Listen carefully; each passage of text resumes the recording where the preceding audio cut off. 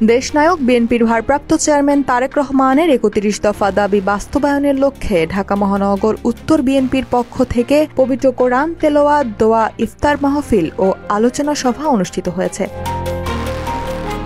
প্রধান অতিথি হিসেবে উপস্থিত ছিলেন মহানগর উত্তর বিএনপির যুগ্ম আহ্বায়ক আফাজ উদ্দিন। বিএনপি খেটে খাওয়া অসহায় হতদরিদ্র ও সর্বসাধারণের দল। বিএনপি রাজনীতি করে, এরা কখনো চিটারি বাটপারি করে না, মানুষকে হয়রানি ও মিথ্যা মামলা দিয়ে থাকে না। বিএনপি সর্বদাই মানুষের পাশে কল্যাণময় কাজ করে আসছে। বিএনপির চেয়ারপারসন, বিশেষ করে আমাদের দেশ মাতা এবং বাংলাদেশের গণতন্ত্রের যিনি রূপকার, আমাদের জনগণের নয়নের মণি বেগম খালেদা জিয়া দীর্ঘদিন এই সরকারের দ্বারা অত্যাচারিত হয়ে কারাবন্দী ছিলেন। বেগম খালেদা জিয়া এখন চিকিৎসার জন্য দেশের বাইরে রয়েছেন। বিএনপির ভারপ্রাপ্ত চেয়ারম্যান দেশের বাইরে আছেন, তারা যেন সুস্থ হয়ে চিকিৎসা শেষ করে বাংলাদেশে এসে বাংলাদেশের মানুষের পাশে দাঁড়াতে পারে।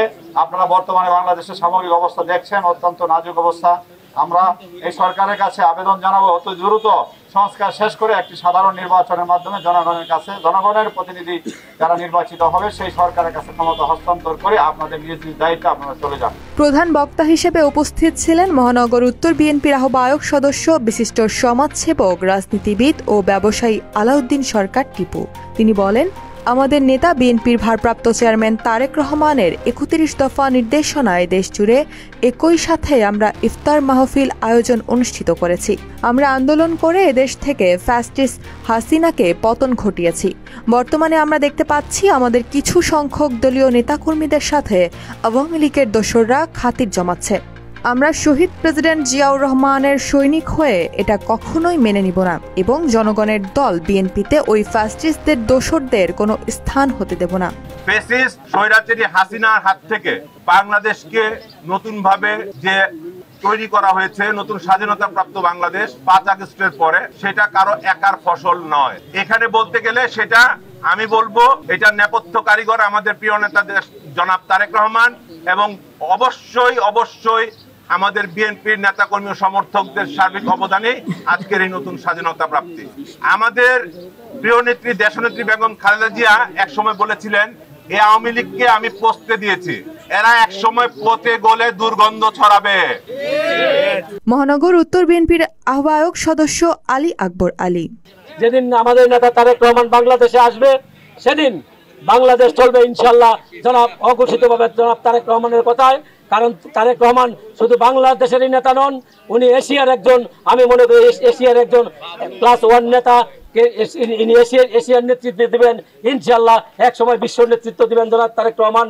দক্ষিণখান থানা বিএনপির ভারপ্রাপ্ত আহ্বায়ক হেলাল উদ্দিন তালুকদার, শেখ হাসিনা সরকার বিগত দিনে আমাদেরকে এইভাবে আপনাদের মাঝে এসে ইফতার নিয়ে কথা বলার সুযোগ দেয় নাই, তাই আমরা আপনাদের মাঝে আসতে পারি নাই। তারপরেও আমরা ইফতার প্রোগ্রামগুলা করতাম আগামী বিগত দিনে শুধু বিএনপির নেতা কর্মী এবং এলাকার মুরব্বীদেরকে নিয়ে। এবার আমাদের ভারপ্রাপ্ত চেয়ারম্যান জনাব তারেক রহমান উনি সিদ্ধান্ত নিয়েছেন গরিব দুঃখী মেহনতি মানুষদেরকে সাথে নিয়ে আপনাদের একসাথে ইফতার করতে হবে। তারই ধারাবাহিকতায় প্রথম রমজান থেকে আজকে ২৬ রমজান আমরা একইভাবে থানায়, ওয়ার্ডে, অলিতে গলিতে সর্ব জায়গায় আমরা এই কাজ করে যাচ্ছি।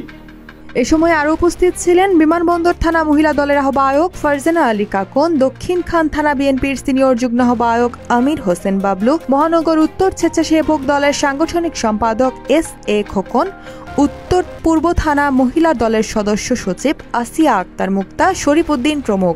অনুষ্ঠান সার্বিক তত্ত্বাবধানে রফিকুর রহমান ভুইয়া রফিক। অনুষ্ঠান সঞ্চালনা করেন শামীম আহমেদ।